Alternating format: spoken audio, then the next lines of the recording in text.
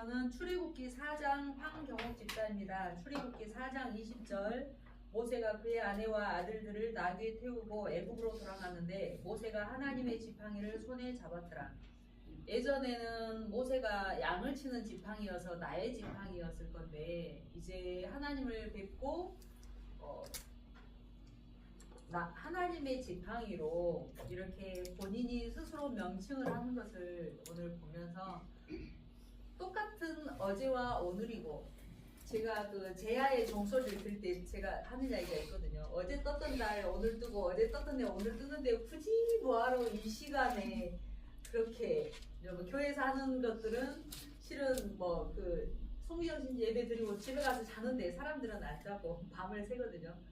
그러는데 생각을 해보니 의미를 부여하면 그게 별거 아닌 게 별게 아닌 게 아니더라고요. 그래서 똑같은 지팡이였지만 어제까지는 나의 지팡이였으면 오늘부터는 하나님께서 나를 인도해 가시는 하나님의 지팡이가 될 것이고, 이 지팡이로 예전에는 양을 몰던 그런 지팡이로 썼는데 이제는 이스라엘 백성들을 하나님의 뜻에 맞춰서 인도해내는 하나님의 지팡이가 될 거라고 모세 스스로가 하나님의 지팡이라고 지팡이를 손에 잡았다고 명칭을 한 걸 보고, 나도 똑같은 일상이지만 생각을 좀 바꿔서 의미를 부여해야 될 것이 좀 많은데 그렇게 못하고 살았구나라고 생각을 하게 되었습니다. 네, 박우광 집사입니다. 저는 출애굽기 6장 8절, 9절까지 내가 아브라함과 이삭과 야곱에게 주기로 맹세한 땅으로 너희를 인도하고 그 땅을 너희에게 주어 기업을 삼게 하리라. 나는 여호와라 하셨다 하라. 모세가 이와 같이 이스라엘 자손에게 전하나 그들의 마음이 상함과 가혹한 노력으로 말미암아 모세의 말을 듣지 아니하였더라. 출애굽이라는 사명은 굉장히 400년 동안 노예 압제에 살아갔던 이스라엘에서의 기쁨의 소식, 복음의 소식이었고 모두가 다 바랬던 소식인데 모세가 그걸 전하는데도 불구하고, 그리고 하나님께서 그걸 실천하고자 하셨는데도 불구하고 그게 쉽게 되지는 않았다는 거예요. 굉장히 어려운 고통이 있었고, 그리고 그 따르는 인도의 지도자를 또 거기에 대해서 쉽게 따라가지 않았다. 그 어려운 것들. 그러니까 그 하나의 그걸과 목적이 있고 정말 이루어야 될 일이지만 이게 이루어가는데 참 어려움이 있구나, 그런 생각이 들었습니다. 네, 김광남 안수 집사입니다. 저는 마태복음 14장 1절, 2절 이틀이 지나면 유월절과 무교절이라 대제사장들과 서기관들이 예수를 형제로 잡아 죽일 방도를 구하며 이르되 밀란이 날까 하노니 명절에는 하지 말자 하더라. 이걸 읽으면서 그 당시에 하나님을 말씀을 그릇되이 외식하면서 살았던 바리새인 서기관들, 이런 사람들도 예수님을 죽이고자 했으나 당시에 여러 눈들을 보면서 여러 민초들의 어떤 그런 민심들을 보면서, 여론을 보면서 주저했다는 것을 보면서 잠깐 어떤 생각했냐면, 말씀을 좀 어느 절이라고 특별히 짚어서 한다기보다 예수님의 제자 중에 베드로가 예수님을 그렇게 끝까지 모른다고 69절에 여종이 그를 보고 곁에 서 있는 자들에게 다시 이르되 이 사람은 그 도단이라 하되 또 부인하더라. 조금 후에 곁에 서 있는 사람들이 다시 베드로에게 말하되 너도 갈릴리 사람이 참으로 그 도단이니라. 그러나 베드로가 주저하며 맹세하되 나는 너희가 이 사람을 알지 못하노니라 하니 예수님께서 이제 자기 세 번째 너는 울기 전에 내가 세 번 나를 부인하리라를 다 알고 계신 그런 상황이었더라고요. 그러면서 생각하시면서 그 일을 생각하고 울었더라, 이제 그런 구절이 나오는데,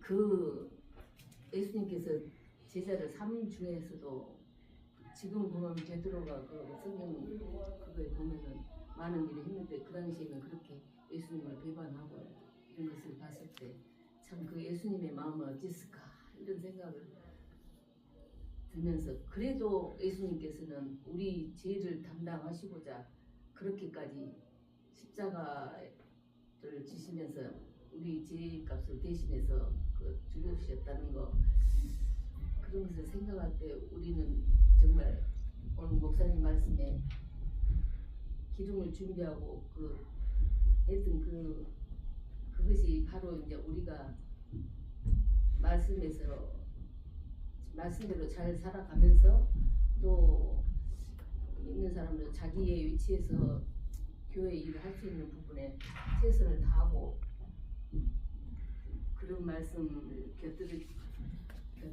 그런 마음이 생겼습니다. 그래서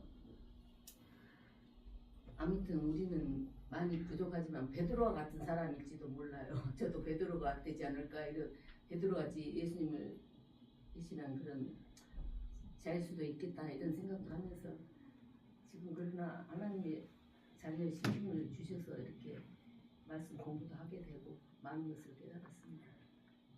주님입니다. 너무 말이 길은 것 같습니다. 저는 필수하겠습니다. 정병의 은퇴목사입니다. 마가복음 14장 38절 말씀. 시험에 들지 않게 깨어있어 기도하라. 마음에는 원이로 돼 육신이 약하도다 하시고라는 말씀에서 제 모습이 이 말씀에 비추어 보면서 굉장히 부끄럽게 생각했습니다. 이상입니다. 은퇴목사 최정무 수입니다. 마가복음 14장에서 삶 속에서 우리가 교회 안에서는 신앙생활 엄청 잘하고 직분도 있고 오래 신앙생활 했다고 교회 안에서는 그러는데 세상 속에 나가서 베드로처럼 삶 속에서 순간순간 부인하는 그러한 삶이 되지 않도록 항상 깨어 기도하는 게 중요하다고 생각했습니다.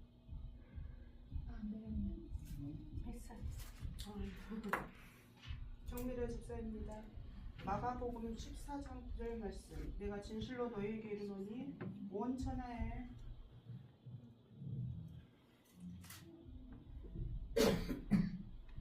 어디서든지 복음이 전파되는 곳에는 이 여자가 행한 일도 말하고 그를 기억하리라 하시니라.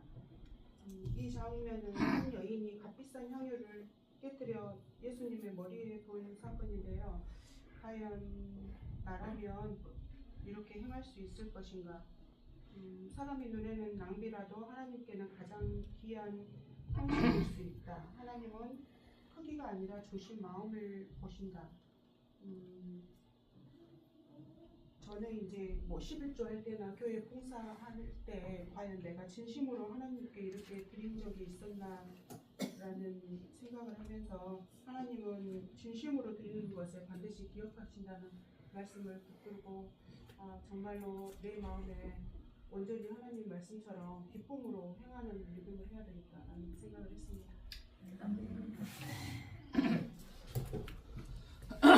오모 집사입니다. 주룩기 4장 10절 그 위에 여러 구절이 나와 있는데요. 모세가 여호와께 아뢰되 오 주여 나는 본래 말을 잘하지 못하는 자니이다. 주께서 주의 종에게 명령하신 후에도 역시 그러하니 나는 입이 뻣뻣하고 혀가 둔한 자니이다. 여기 모세가 굉장히 많이 이렇게 하나님께서 부르시는 데서 거절 많이 하는데 지금까지 저희 삶도 그런 것 같습니다. 항상 교회다라든지 다른 데서 이렇게 어떤 일을 사역을 맡기게 되게 되면 역시 소극적으로 저 하기 좀 힘든데라고 그런 말을 자주 했는데 아마 점차적으로 생활이 변화가 되면서도 믿음이 쌓이고 하면서 이제 제 삶 가운데서 많이 변화가 되는 것 같습니다. 그래서 지금 저의 고백은 주님 비록 부족하지만 주님 제가 여기 있습니다. 저를 주님의 일에 사용하여 주십사라는 저의 고백처럼 주님께서 저를 사용하셨으면 하는 그런 바람으로 제 삶도 이렇게 변화가 되어야 되겠다는 생각을 하고 있습니다. 네, 조영정 안수집사입니다.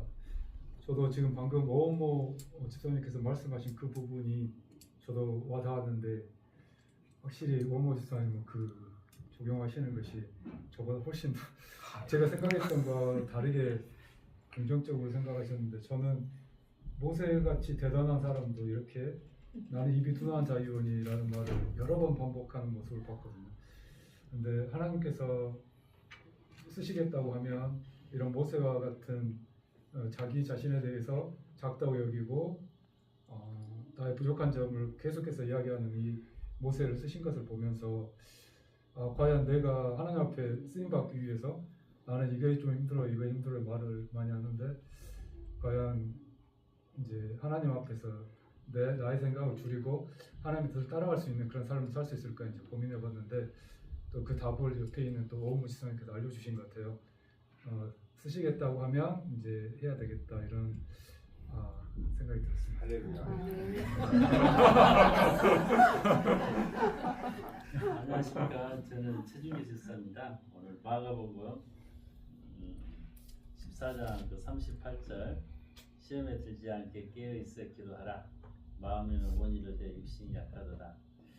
제가 사실은 어머님을 이렇게 한 집에서 한 4년 정도 이렇게 있다가 임종을 맞이했었는데요. 이게 전날 일을 많이 하는데 그렇게 몸이 피곤한 거예요. 근데 한 3시간 동안 잘 있었는데 갑자기 한 3시 반경이나 갑자기 돌아가신 거예요. 내가 한 30분 정도 꼼박은 거예요. 피곤하니까. 예. 그런데 이렇게 우리 육신이 이렇게 약하다는 것을 그때 한번 경험을 했었습니다. 그게 하나님 일을 한다는 것은 결국은 우리가 아무리 강한 체력과 아무리 재물이 많이 있어도 되는 일이 아닌 것 같더라고요. 그래서 오늘 목사님 그 설교 말씀도 거룩한 삶은 등불을 밝히는 기름, 그 기름은 도대체 얼마나 가지고 있어야 될 것인가, 이거를 한번 생각해 봤습니다.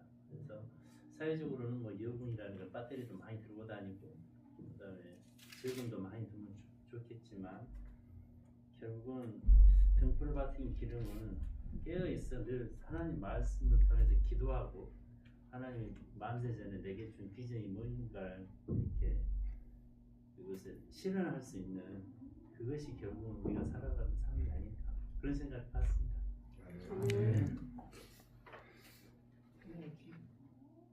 수고의 권사입니다. 저는 오늘 마태복음 14장 14장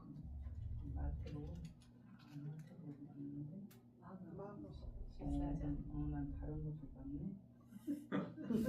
제가 이거를 해서 말씀드릴게요. 오라 하시니 베드로가 배에서 내려 물 위로 걸어서 예수께로 가되 바람을 보고 무서워 빠져가는지라 소리질러 이르되 주여 나를 구원하소서 하니 예수께서 즉시 손을 내밀어 그를 붙잡으시되 붙잡으시며 이르시되 믿음이 없는 자여 왜 의심하느냐 하시는데 이 말씀에 제가 정말 주님을 의지하고 모든 것에 순종한다 하지만은 우리의 믿음은 어디까지인지 모르겠고 또 의심하는 제가 너무 부끄럽습니다. 그래서 이 성경 말씀 읽을 때마다 좀 주의 깊게 읽고 읽는다 하면서도 자꾸 그 미혹에 빠져가지고 있는 이 제 모습이 너무 때로는 좀 죄송스럽고 가증스럽지 않나 그런 생각을 감히 해봅니다. 더 이제 믿음에 전진할 수 있는 그런 기관이가 되겠습니다. 이상입니다.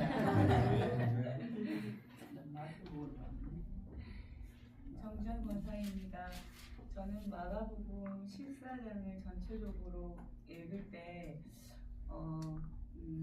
언제쯤 이 장은 슬프지 않을까, 나의 신앙이 자라면서 언제쯤 이걸 마지막에 공의 앞에 서시는 예수님의 이 장을 읽고 베드로가 부인하는 이 장을 이렇게 가슴 아프고 막 울 것 같은 마음으로 보지 않을까라는 생각을 해보았는데, 결국 예수님을 닮아가는 삶이 저희들의 삶이라고 하면서 조그마한 사소한 오해나 교회 안에서 또 이해가 되기 전의 과정을 묵묵히 기다리는 예수님, 그 억울한 얘기를 들으면서도 그와 상관없이 아버지의 일을 걸어가시는 예수님을 닮는 그리스도의 삶은 정말 어디까지일까라는 생각을 해보았습니다.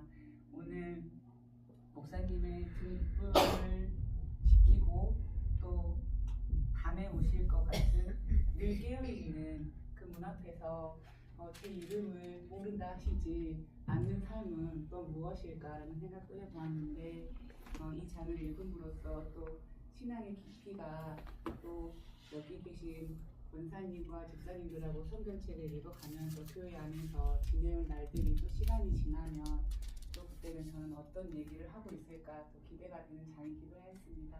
이상입니다. 네. 나눔 감사합니다. 마지막으로